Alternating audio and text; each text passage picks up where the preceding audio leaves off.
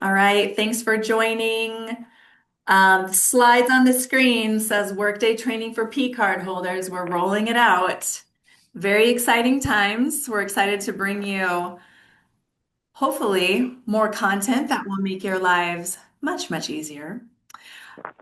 And it is already July, which is super surreal. I hope everyone is staying safe. We've had some wild and crazy weather out there, typical Nebraska. All right, so today we'll start with just a few introductions. If you've been to these, this will look and feel very familiar. We're going to introduce ourselves. Members of the business office team are with us who will be helping guide us through this process. We'll start with a little bit of overview information, maybe just a few little tips and tricks. Go back and highlight some key points, key updates. Then we'll get into our main task, which is how to verify P-card transactions in Workday. So we will also, of course, have a lot of time for live Q&A. We definitely recommend that you also bring up your own Workday tenant, have it live, have it there, have it available so that you can kind of guide along with us through this process and maybe start working on some of these things if you have not yet already. And then we're going to share our Workday resources. We've got some updated documentation for this training specifically that you will be able to see on Unity. All right. Just a couple quick housekeeping items. There are a lot of you. We broke 100. We are at 120. I think that is a record. So please keep yourself muted. We will allow you to either raise your hand or come off of mute during the live Q&A. We're going to try to get through as much as we can because this is kind of a detailed process. And then we definitely want to save as much time as possible for the end for the live Q&A. Also, please feel free to use the chat that is available to you as well. We'll be watching and monitoring the chat. And then, as always, questions, concerns, thoughts, anything that comes to you after we get off of this training, please use our Ask a Question submission form. We are always watching those. We make sure we get the questions to the right individuals to answer. And then we are continuing to refresh frequently asked questions. So without further ado, we may have met already. I'm Sarah Brook. I am at the college. Actually, July 1 was my 1 year anniversary. It feels like it went super fast. I am so happy to be working at MCC and working in higher ed again. It's such a great environment. I've loved every minute of it. And so, our goal on our team in strategic operations is to provide the best and most up-to-date processes, modernization topics, training topics, especially when it comes to Workday. And with that, I will kick it over to KT. Okay, so make sure you're on mute if you're not like Sarah or me right now talking. Um, on this call for my group today, I have everybody. So I've got Hope on the call, I have Carol on the call, Jordan, who doesn't do P cards exclusively, but he's on the call for insights, and Brianna Murray, who is doing a lot of our Workday infrastructure coding. So she's on the call. So we won't have to introduce those people. That they should all kind of be known to you. I have my list of like great things that this is going to do for us. On the well side, some comments, and on the Workday side, some comments. So um, just know that you will not be doing any more coding from the June on in Wells. If you still have coding that's due for May, you will be doing it in Wells. If you have April, if you have March, we should be harping on you to get those in. So those will be in Wells. But if you're doing anything from June or now that we're in July and Wells, it's not going to do anything for you. You're going to have to go into Workday. So don't create double work for yourself. Workday is the spot. And we don't want you, except this month, since we couldn't get the training scheduled any sooner. We don't want you to be in the future waiting till the 8th of the next month to do your coding for your past month. Pretty much a day or two after you use your P card, it'll be in your system for you to code. So if I was you, I would think, every Tuesday I'm going to do P card coding in the afternoon. Put it on my calendar, make it buzz me, and go in and do it. We'll tell you again in this training how to find it. But um, when you code whatever purchase you do, it's going to go into your approval cycle, into your cost center approver in their Workday inbox. So you're not like Carol. Most of you do not have like hundreds of transactions a month. Carol, unfortunately, in my group, is the sole purchaser for all the airplane tickets and things like that we do through AAA. So everything goes to her for all of those. So she has a lot more than you do. So if she waited until one day a month to do all of those, my inbox would then fill up with hundreds that I have to look at.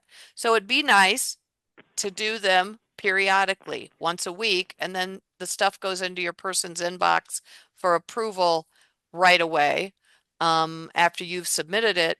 And then they don't get inundated at once. And I know most of you don't use your P card like dozens of times a month, but just FYI, putting it off till the end isn't really the right way to do it.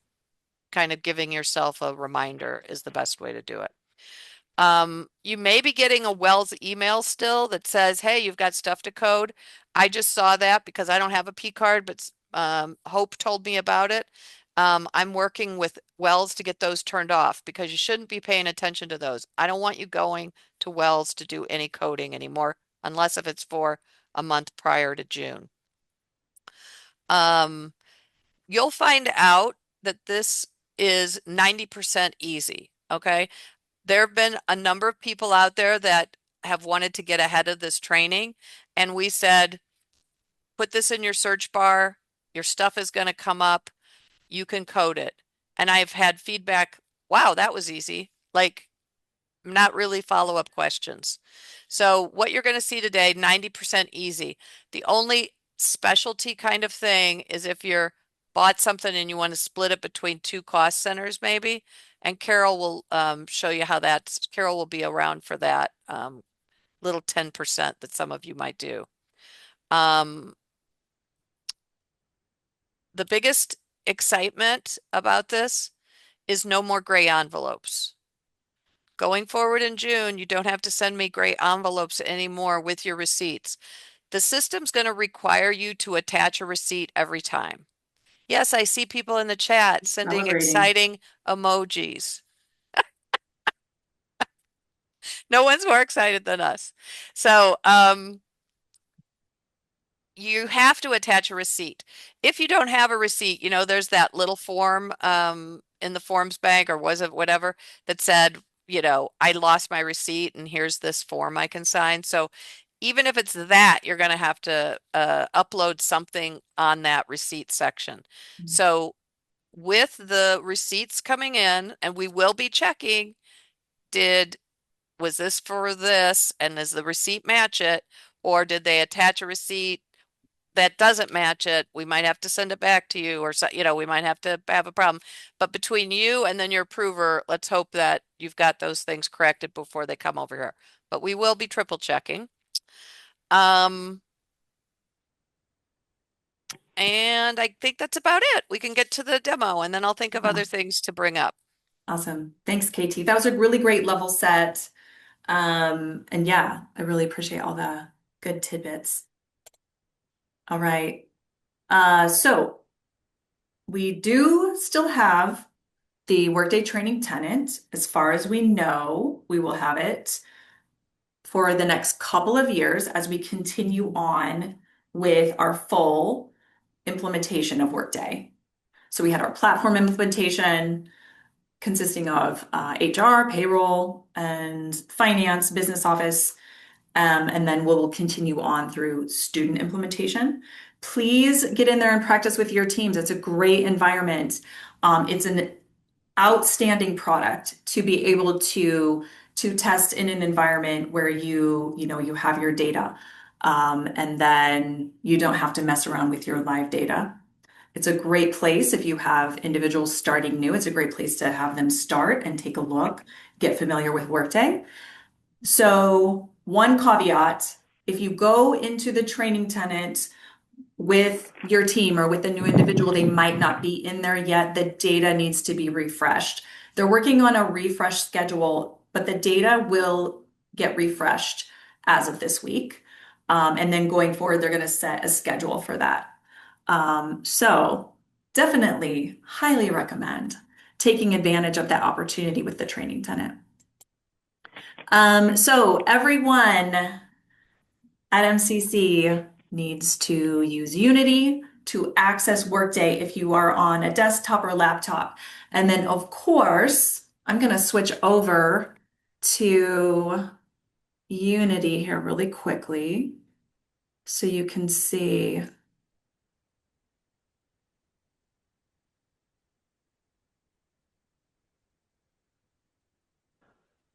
All right.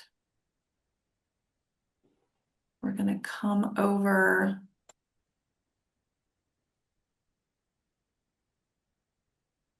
So I want to just highlight briefly that we've got some really great information on the Workday resources site from training and development. So if you come over here to Workday training and resources, you will find the mobile app download PDF. This is a great way to get a lot of tasks done even quicker and easier. It's a snapshot of what we all see on our desktops or laptops. The QR code will take you there. So we've been hearing from folks, even who have begun using their mobile app for expenses, how quick and easy it can be. Time tracking, requesting time off. I've requested time off through the mobile app. Super user friendly, super easy. Take advantage of that. And then, of course, we've got business office resources. We will have the new PCard training PDF up shortly. I've got a few additions so that we can get that out there to you and you can take a look at it, download it, use it. And then, of course, this is how we access Workday. Come up to your apps, scroll down, find Workday. Once the training data is refreshed and new people are pulled into our training system, the training tenant will also appear here for you as well. All right. I'm going to go back over to our slides.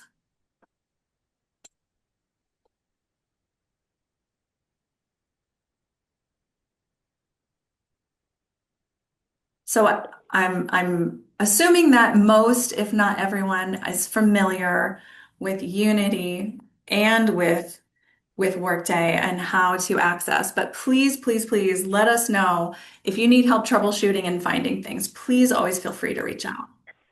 All right, we're going to get into our business office task. We're going to look at procurement card expenses, P card expenses. If you have not yet done so, feel free to pull up your Workday right now and double check and see if you've got your P card transactions loaded to begin verifying. We're going to look at verifying P card transactions, what applies to most of you. Like KT said, 90% of this is super easy, super straightforward. In general, Workday is a very user-friendly environment, but then we'll also go into splitting a transaction, and Carol will help guide us through that process. So we're going to do some Can demo. I interrupt really fast, Sarah? This is Jolyn. Sure. Um, you just said like I'm on Workday right now, Yes. and I don't see anything in my task or anything. So am I supposed to be going somewhere, or how do Yes, I get those? loaded. She's gonna give you what you put in that search bar to make Yep. it pop up for you. Yep. Okay. All right. Step Sorry. one. I thought I No, missed a step. step Okay. one. Nope. Thank you. Yeah. We're getting there. Your brain just works faster. That's just what happens. All right. So yeah, we'll do that demo and then we can do Q&A.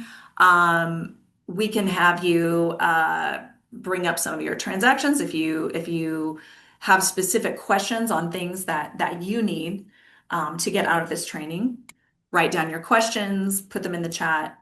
And then Carol, are you ready? Yes, I had to unmute. All right. It should be okay for you to open and share. All right. Can you see my screen? Yeah. So searching for that task, there's a couple different things that Carol will show. One is a task and the other is a report. The task, of course, is something that you accomplish essentially in Workday. The report is something that you can go back to see the status of transactions. So that is verify procurement card transactions. And essentially, the way Workday is set up, you don't have to type the whole thing in there. You could type verify, you could type procurement, you can type uh, PRO, and it'll start bringing up all those related tasks. Okay, go ahead, Carol. Right, we will start with our card transactions. You can select more than one, so I'll show you what that looks like. So as you all saw up on the search bar, she put in verify. It came up there. She clicked on that, and then all your transactions populate for you. Oh. And in the lower right corner, you can select how many you want to show up. I always select all. I could do 30. So I clicked 3 of them so that, well, for example, if you're sending several to your procurement approver, maybe you want to do more than one at a time so they aren't getting 3 emails, they'll get 1 email. So you come here and on your left side, you'll have each one individually. I'll do a simple one to do a split. So let's just start with the top part of this. You don't have to fill in supplier, purchase order, supplier contract. That's down the road if we want to do something with that. But right now that's not needed, and neither are the fields on the right side. You And you scroll can down. see there's no red little asterisk, so nothing that doesn't have a red asterisk is required. That you don't have to put in anything unless if it has a red asterisk There you at go. the top. And then you come down to that transaction detail. That's a lot, very much the same as your requisitions. So you come in here, and if you want to put the description in here, you can. You want to do your spend category. So I know that spend category is not asterisked, but that is something that essentially I believe is a best practice as a business office requirement. Yes.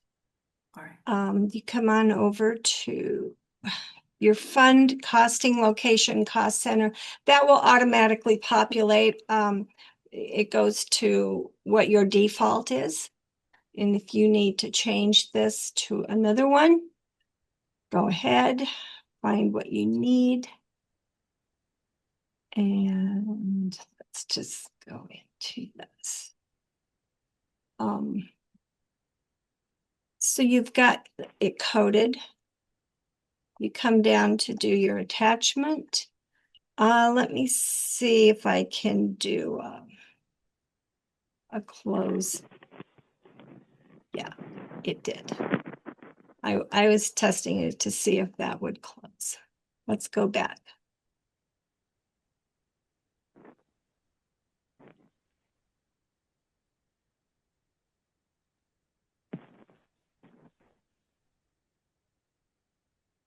So if I try to submit it without the attachment, it's not supposed to go through because it's required that you put your receipt in there. Let's say we want to split. We have two different cost centers, for example. We're charging for this expense. You go over to your split column, that's at the far right, and that's the same as in your requisitions. So always select amount, don't select quantity. For our procurement, we use the amount only. We can do percentage wise. We have to put the plus sign for another field.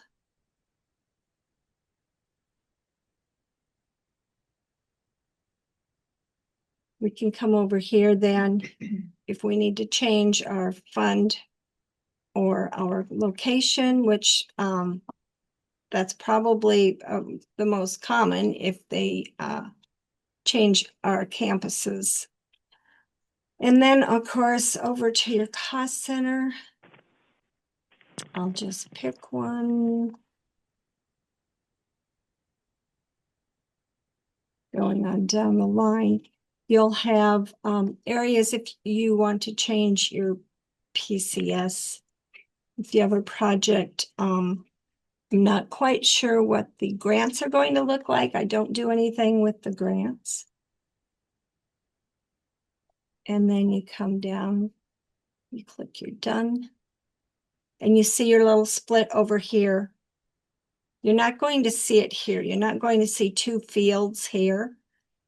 You're going to see it where it says split.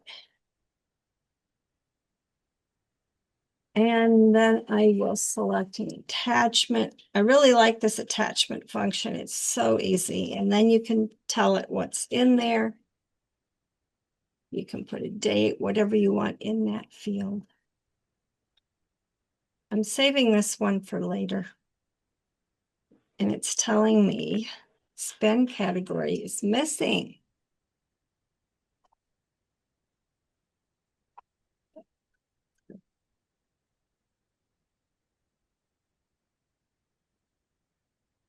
I had selected two here. I didn't finish this one. Here we go. And let's say on this one, I'm not going to do a split by percent wise over on my right split, but I need to add a different spend category. This is where I will do it. If you do the split, it assumes it's the same spend category, but I'm going to do a different one on this.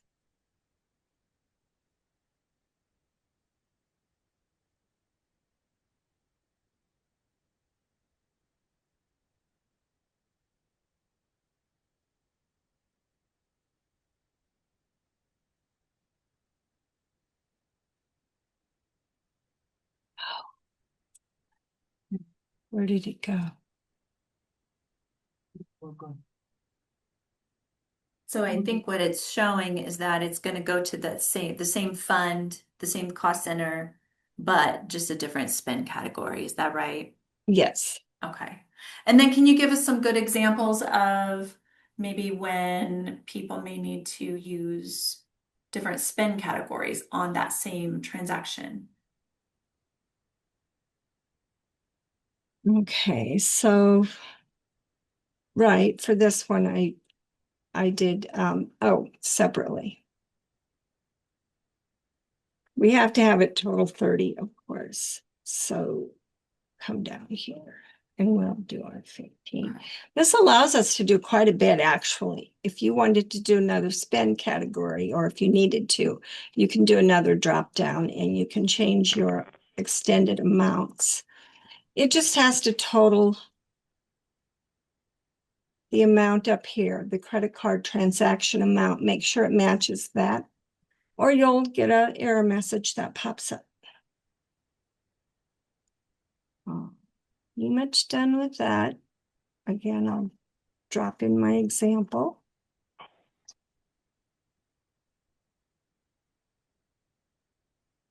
And save.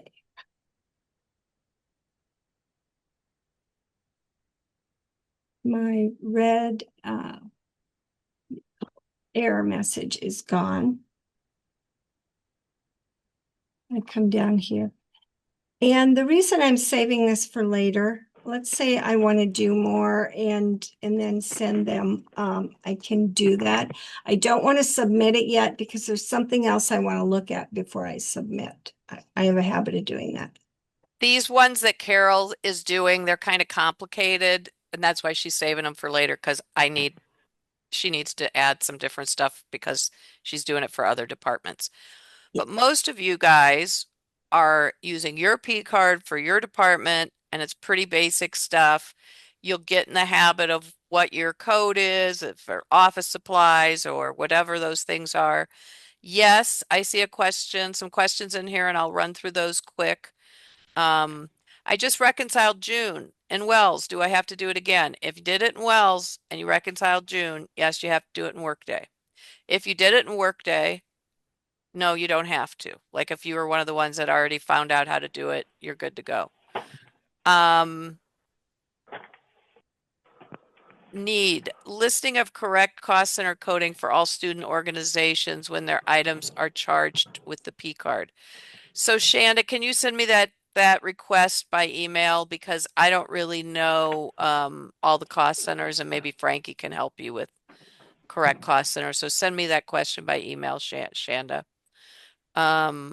If people are looking at the chat with me, they can see these questions. Shanda's saying spend category for everybody. That's equals your object code, your old object code. Those two phrases equal each other. Do you recommend we still add descriptions? Yes, I mean, for your department people to approve things, I think descriptions are good. Will we be able to favorite our cost centers like we were in the Wells Fargo? I don't know about favoriting cost centers, but you can definitely favor this transaction. You know, you can go over to your favorites and add verify procurement card as one of your favorites. So you just don't have to put it in the search bar every time. You can go over and click that. But I don't know. What about favorites and cost centers? Have you ever seen that, Carol? I have not. Yeah, Maybe Brianna can help us with that because I think there is a way you can add a favorite favorites cost center. cost center. There's a lot of things this program can do that we haven't even discovered yet. Yeah. So Should think each expense line have its own attachment, or can you scan all the receipts together for one attachment?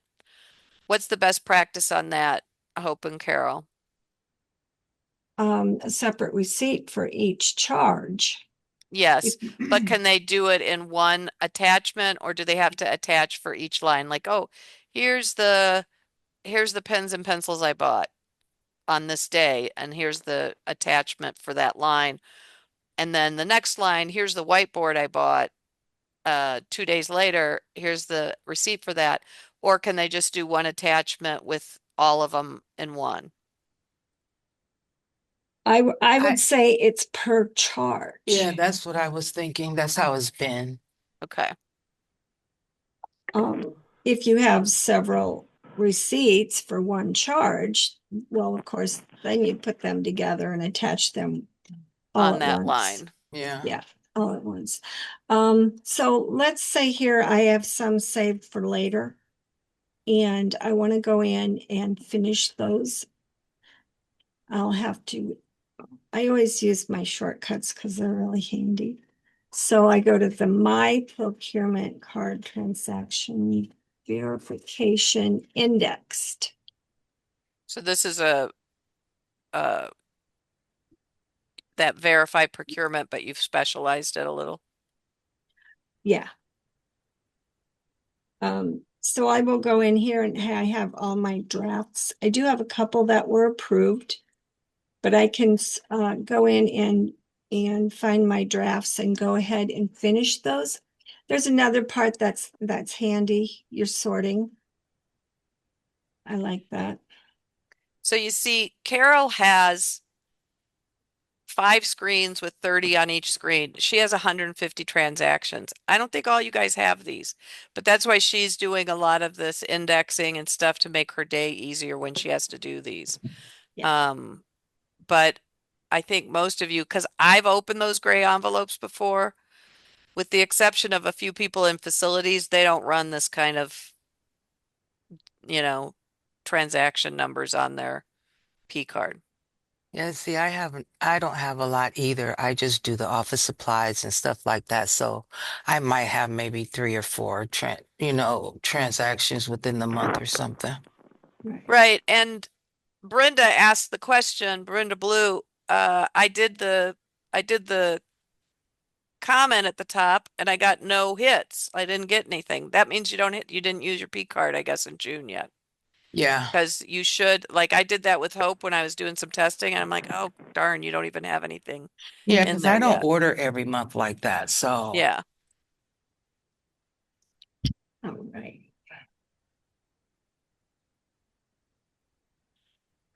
I do have a question. I have to step away for a second just because I have a bid going on and I'm wondering if somebody's at the door to drop a bid off. I'll be back. Okay. Who was it that had a question? I did, Dewana. All right. My question is, maybe I came in on a little late, so maybe I might have missed it, but I was just wondering if y'all had talked about if it's a call center that you don't see on there, how do we go about making sure it's on there? you mean as far as something that you've purchased and you needed coded to a different call center? Right. Because I Well, did do reconciliation in Workday for June, but it was one particular call center that we usually use. I typed that number in. I was not able to find it and pull it up, so I just put it in the comments that that's what call center it is, but it was not in there, and I looked for it. So I didn't know if I needed to wait for approval, but I sent it through for approval. But I just was wondering about that. Carol, is that? Frankie do. I believe cost center information would be on the accounting side. That would be Yeah, that's what I was gonna say. I information. think Frankie sets those up now since if they're not in there. So I that's why I need to call believe. Mr. Frankie. Is that correct, Carol? Yeah, Frankie gives us the cost centers Yeah. that comes through accounting. And then you have the accounting contact info. I will Who see if would I I can. call? It's Frankie Mosa. Yeah, you can call or email. Probably best to email. Yeah. So then if you want the Right. accounting services email, it's a staff, STAFF at MCC. A staff at MCC. Yeah, at mccneb.edu. And what was his last name? How you spell it? Masa is Mossa. So yeah, anyone else who's having concerns about cost centers, I saw another question in the chat about, let's say you are working in Workday and you notice you're not in the correct default cost center.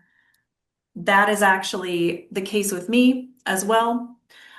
So I have to double check and make sure that that gets updated. That will be a request to look into that. That will need to be sent to HR. And possibly you can send that also through your supervisor or manager Sarah, through HR. what was the issue? I'm sorry. Someone mentioned in the chat that they are in the wrong default cost center. And that Oh, is, I am looking for it. That is definitely, okay, I don't think I was dreaming, but that was something that actually is my issue. Um, so that would I be, asked that question about the default cost center. yes, thank you. Thank you, Randy. Yep, it's Randy. Yeah, And I can change it, and I know how to change it, but yes. It should If I, automatically populate yeah. that as, Yes, yeah. exactly. So if you're set up a certain way in the system, or if you were brought over when we migrated a certain way in the system, your employee profile with the HR team will be something that will have to be adjusted. So, Hey, then I don't know why because it wasn't, I know. yeah, okay. Yeah. When it I'll figure switched that out, over, yeah. it changed? Mm-hmm. Okay. No. Mm-hmm. All right. So I'm trying to look through I had these one more question questions as too. well. Was there someone else that just had a question verbally? Luana. Yeah. Okay.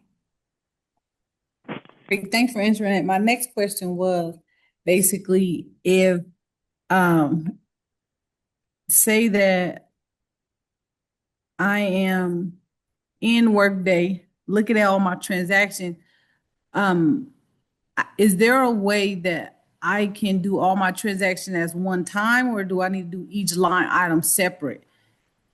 So that's what I was just wondering, because I noticed that each line item is together.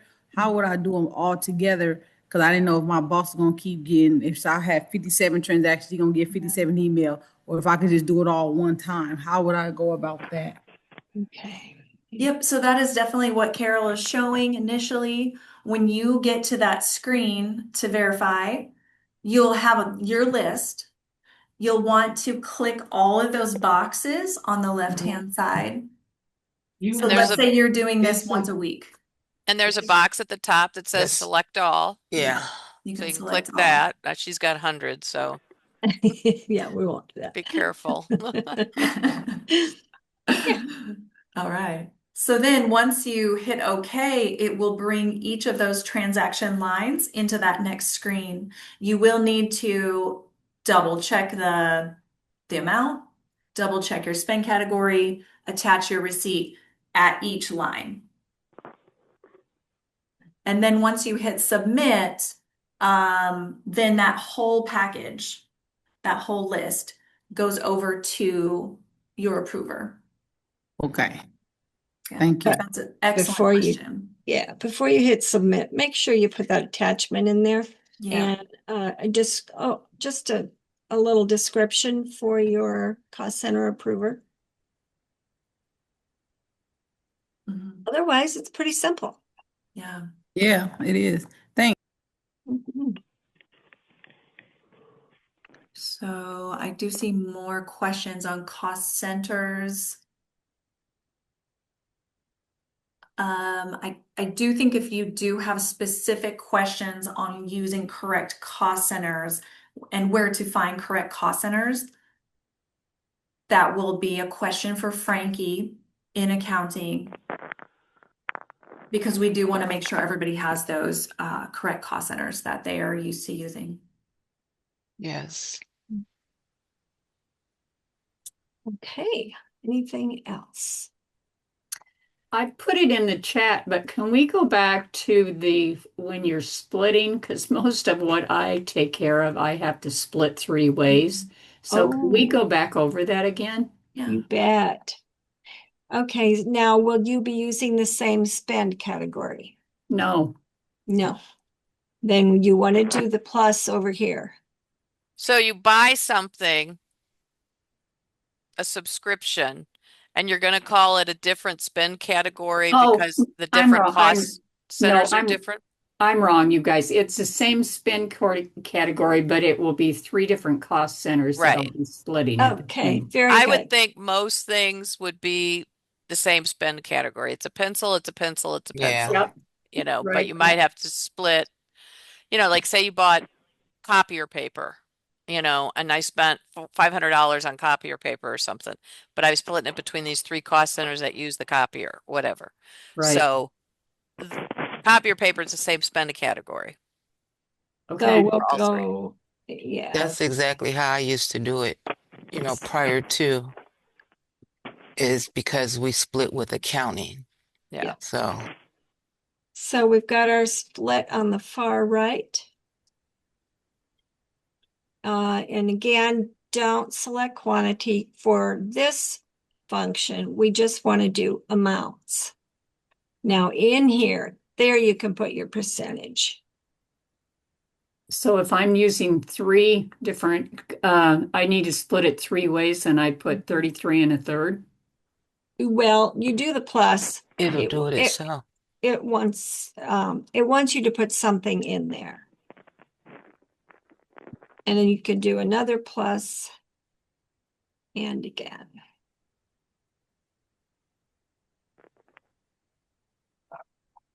And So another. if you split by thirds and you have that 33 and a third percent, you're going to have Right. 1 penny left over. Right. Yeah. So then, Carol, I assume you can put that 1 penny in the amount column. If we adjust our amounts too, is that doable? I guess we have not tested that.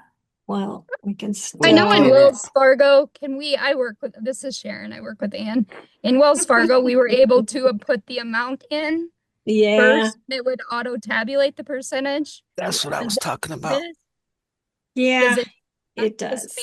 Yep, you don't have to do the percent, you can do the amount. Okay. So avoid at least that much math, Ann. Yeah, yeah, that's what I was thinking. If we had to do the percent, but if we can just do the amounts, then that makes it a lot easier for me.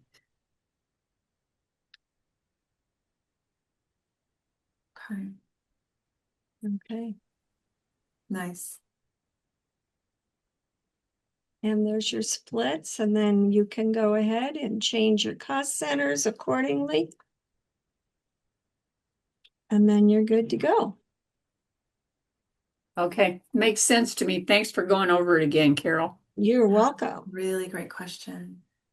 Someone is asking, how long will I need to hold on to a physical receipt? As long Well, as you want to. It's downloaded, so and like I used to work at UNMC and we used to deal with a lot of federal grants, a lot of government things, everything. They said once it's in the system, you don't have to save the paper anymore. Now, some departments were still holding them in their file cabinets because they were like, oh, somebody's going to come back and ask for that piece of paper one day.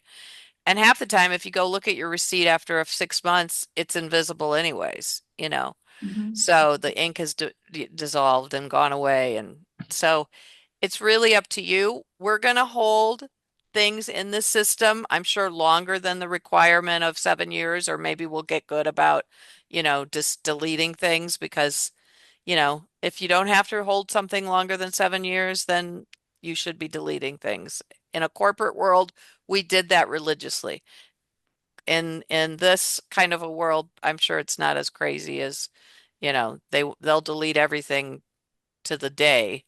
So we don't have, so if you get involved with some kind of a audit or something, you don't have information you shouldn't have, like that email, once it's dead, once it's lived its life of how long you have to hold it, it's gone. Mhm. So the same with your receipts. We're going to keep these online. If you've scanned them, you don't have to. Okay.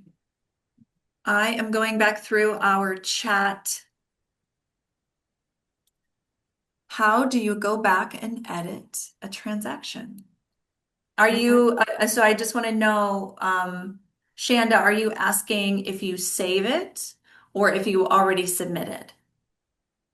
Because you can save it for later. Already submitted. Okay, I need to edit to Mhm. add a spend, no, to add a work tag category. So it populates a correct student org cost center. okay.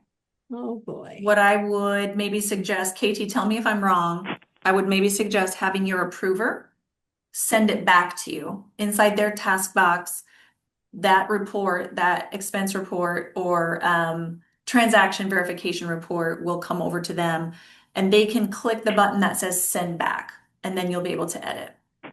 Is there another So, way that's easier though? so maybe you didn't realize you made a mistake and your supervisor caught it. That's her job or his job to send it back to you.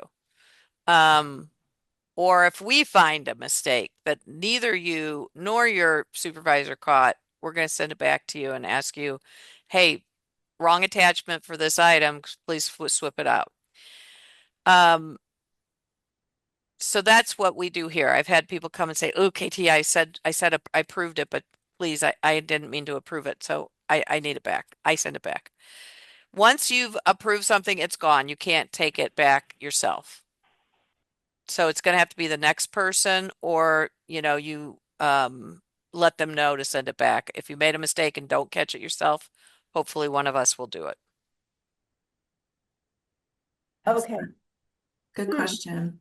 I do see a few individuals who have asked about, they started, they didn't quite finish the process. They think the transaction disappeared, but I feel like there's a way we can pull them back out. Is this correct? If we go back to our verifications, will they be there in draft? And we can pull them back out and work on them.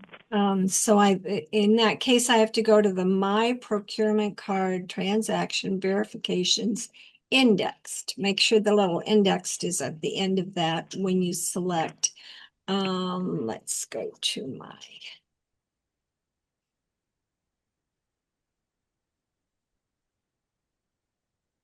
So choose the one that says indexed. I just learned that today. And you go over, so I here was you finished. have all your drafts. Yeah, go ahead, Hope. I didn't know about it either, so Learn something new every day.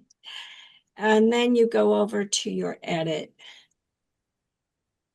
And this one already says, I didn't attach the receipt.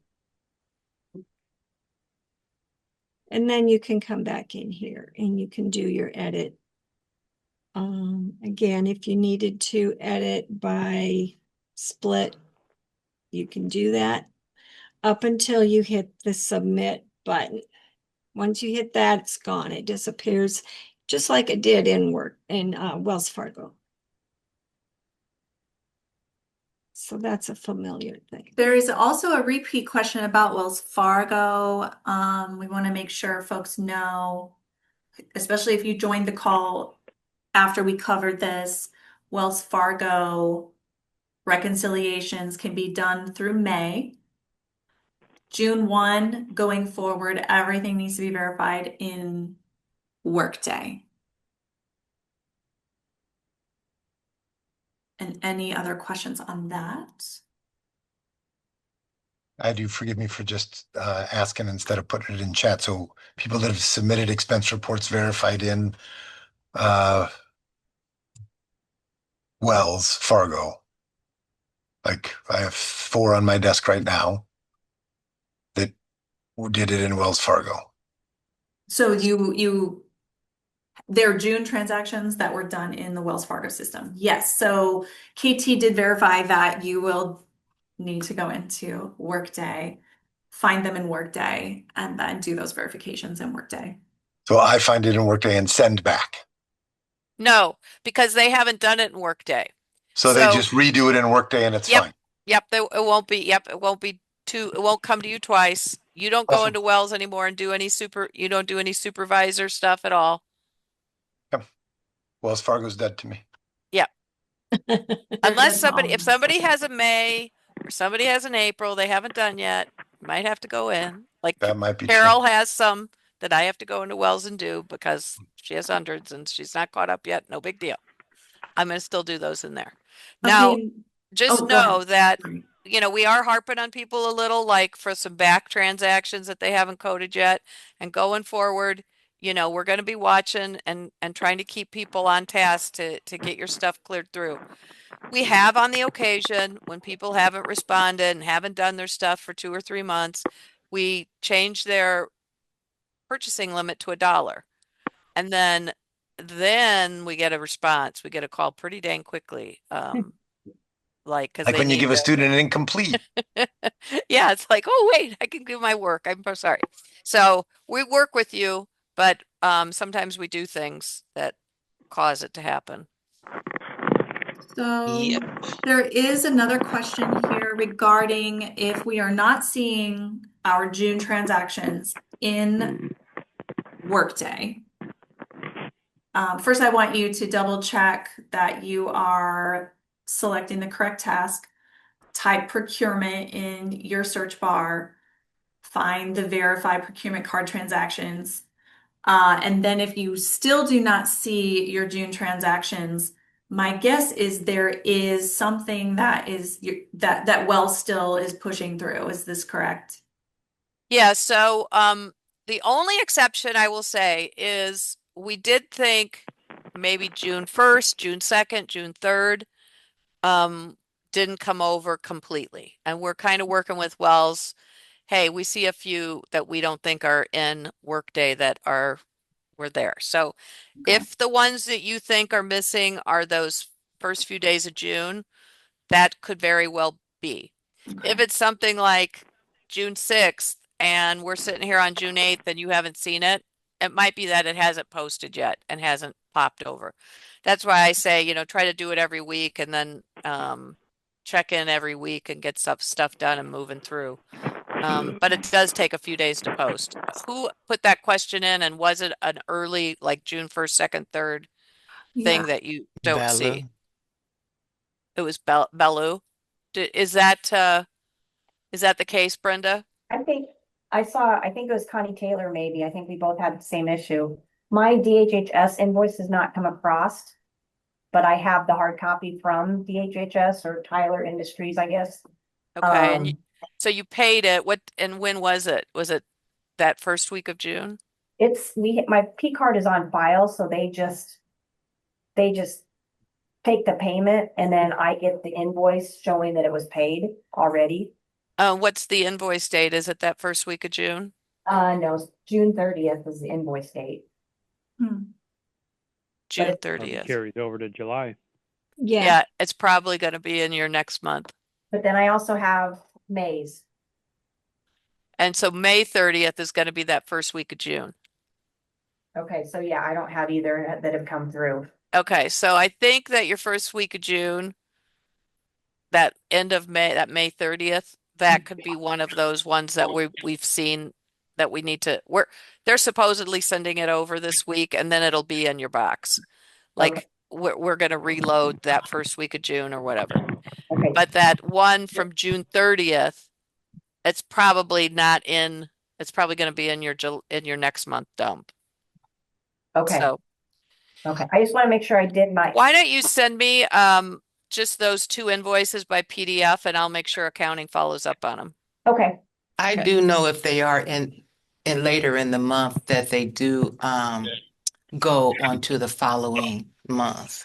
Right. But in somebody's inbox, I mean, it shouldn't really be by a month. It should just be filling it in. So like you guys might be seeing your July purchases in your inbox right now. Okay, because I know Wells sent me the May 31st reminder. So yep, send me those invoices because I want to check. It could be something like you're doing an auto pay and maybe there's another file that Wells forgot that they need to send us. So send it your way. okay. Another individual who's having the same issue is not seeing their transactions from mid-June. So in that instance, if anyone's really not like pulling them up and able to view them, should they get in touch, KT? Yep, send them to me and I'll find a home for them. It was that person, if they're on the call and can identify themselves, are those auto payments or were those? The user is S.E. Watson. That's Sarah.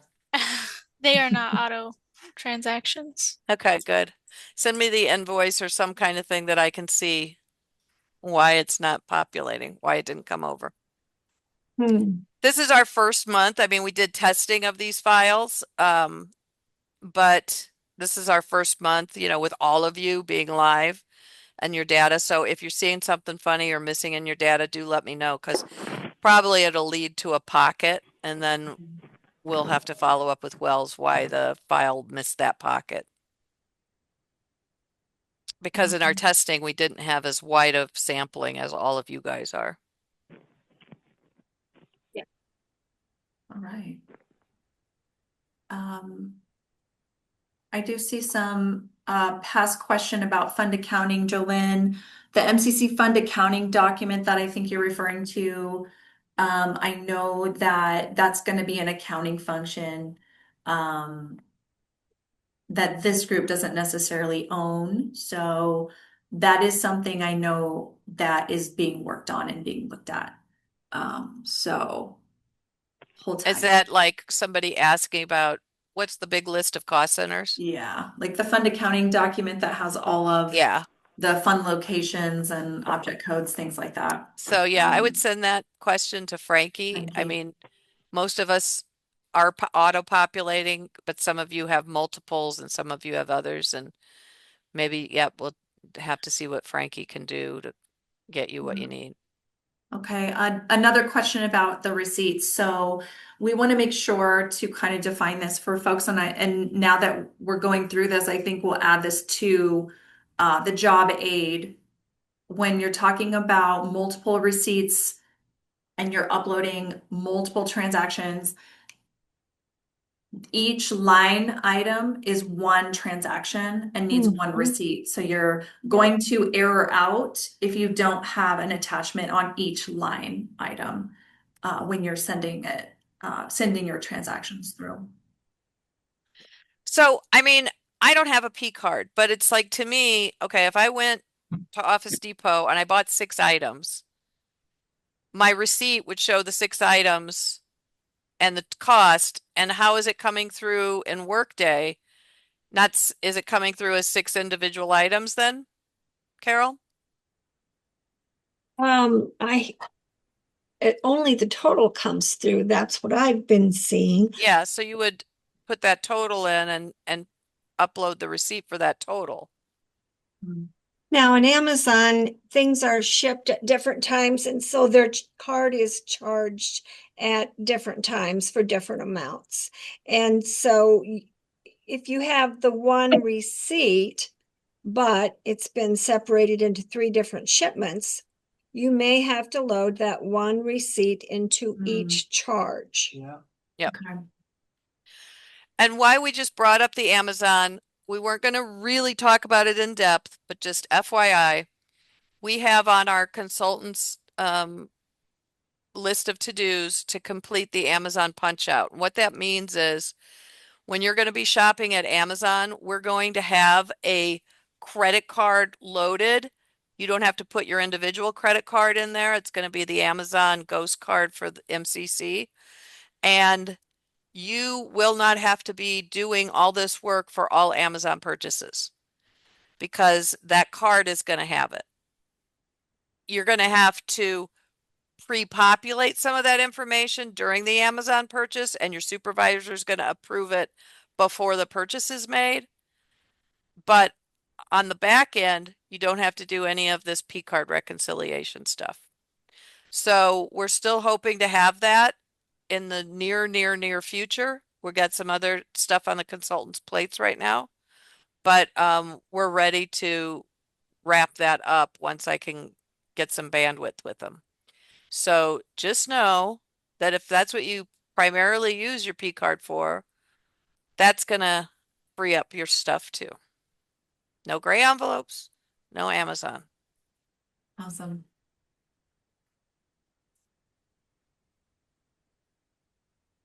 Thank you, Carol. You bet. So I'm going to go back through our chat and make sure there are no questions that we missed. I apologize, we're right at 3 o'clock. We will be sending out a training wrap-up email, just like last time. It will have the links to everything that we covered. I will go ahead actually and share our final wrap-up slides. And I'll just say, both Carol and Hope have their own P card. So they're good sources if you have a question. Your other peers are great sources if you have a question. And then, like I said, probably the dozen people that all I've given them is put this in your search bar and see if you can do it. I haven't had any of those people come back and say, I'm stuck, I can't do it, I can't figure it out. Like that's how I know the training looks like, ooh, is it, am I gonna know how to do this? I think you're gonna know how to do it once you're in there. Yeah. Yeah, once you do it once someone is with you, showing you, and you walk through that process, it'll Exactly. get easier and easier. Um, of course, feel free to reach out to the team, reach out to us on the modernization team for any questions you feel like didn't get addressed here. Check out our Workday Business Office resources on Unity. We're fine-tuning the job aid, and that will be up this week as well.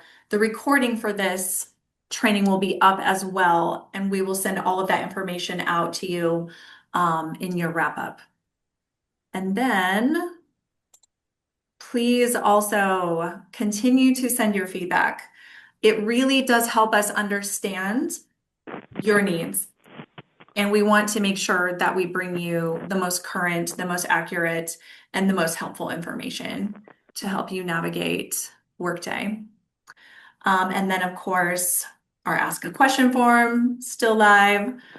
Check out also our Workday FAQs. And then we also have a Workday at MCC email. Any other questions before we officially wrap?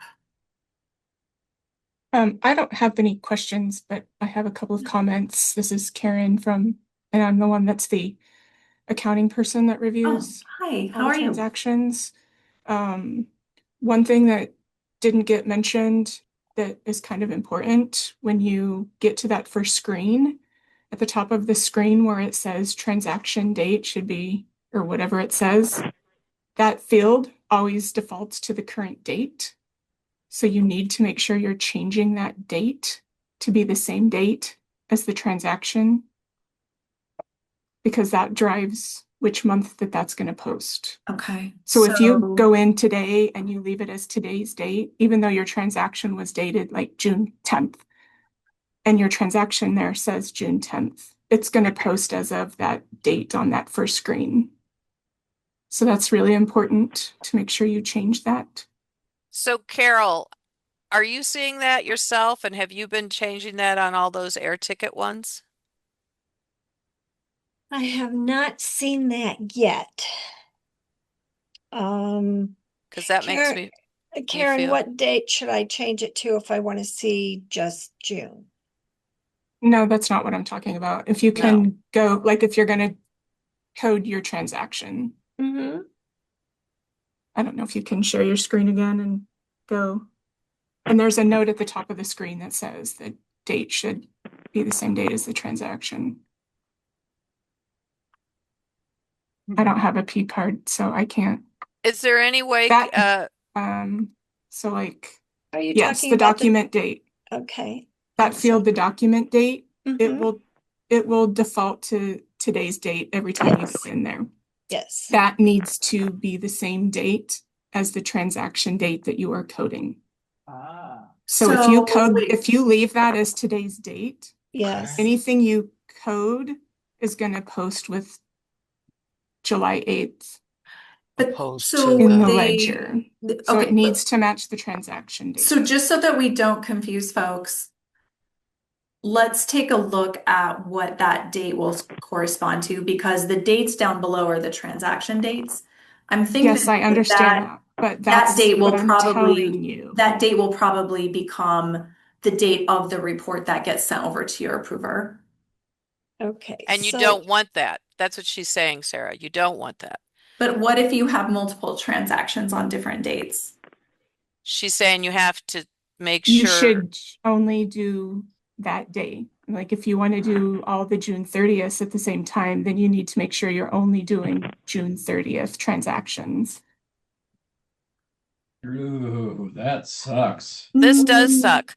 I'm not sure. Okay, I'm going to take that as a takeaway. And I want to confirm that that's the case, because the way the system should work is that the document date is going to correspond to the date of the submission that you're sending over for approval, and not the transaction date, which is a different field.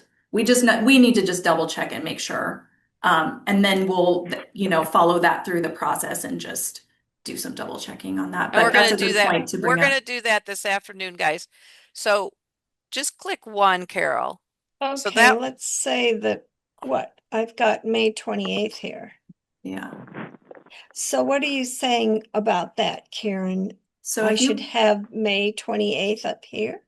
so Yeah. click OK. If you click OK as it is, what happens when you look at that transaction? Okay, let's just go back to the 8th. Okay, transaction date's the same. Transaction date is the same. So So, document date is going to be separate from your transaction date. And so we're going to just need to confirm the difference between the two. And what are you thinking, Karen? Let's say that there is some behind the screen 7-8 on this work. What are you looking at then? That's not going to work out for you. It's like the roll up that you have to pay. When we were testing this originally, that document date was driving what month those expenses posted to. So if you didn't change that document date to be like June, for instance, the transactions that you code will post as of the document date. So that's something that this is will need to be verified And because when we yeah. tested, that's how it was let's going. make sure So- just so we can give everyone the correct information. So Because everyone possibly in testing it may have been changed. And so what everyone understands, like Karen's side of this business is paying in bulk all the Junes.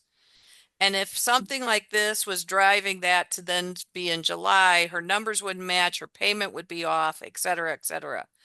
So that's why this is very problematic if that's driving anything. Okay. Yeah, let's double check on that too. Okay. Okay. All right. Also, one more thing I would like to say, please make sure you actually are putting something in the line description that tells us what you're buying, because it's helpful for the end of the line. okay, line item description. And don't forget, if you buy something that utilizes a food and beverage form, that better be attached with your receipts as well. Oh, good point. If it's So not, it's going to wait, get sent back. let's make sure that we're talking all about the same things. Nope. This is PCard transactions. Mhm. That's the requisition process, correct? No, but PCard, some people use their PCard for a food and beverage for a food and beverage item. Hey, I got 10 sandwiches from Jimmy John's for these 10 students that are giving a presentation, So I'm using my PCard to pay for it, but I have my food and beverage form. Here's my receipt for $100 from Jimmy John's, and here's my food and beverage form that has it on there. If you don't have it, we'll ask for it. If you don't have it, Carol might go and look at it and find it, but let's just make sure if you've got a food and beverage form filled out and approved, put it in here too with your receipt. Yeah, you got to have that in order to get the food form on your card anyway. Get the food Right. on your card. So it exists, just put it in there with your receipt. Okay. I'm gonna take that as a takeaway as well, and then also confirming the document date, what is the best practice to get that document date in there, just so we don't have any confusion. Are there any other questions? I see when will a training aid be available to read this week? So we are putting the final touches on that so that you have the most up-to-date information. All right. I have a question. Is there a specific way you want us to name our attachments as PDFs, or can we just scan them and upload them? As long as they match the transaction? Do they have to have a certain code or date or anything for you guys on your side?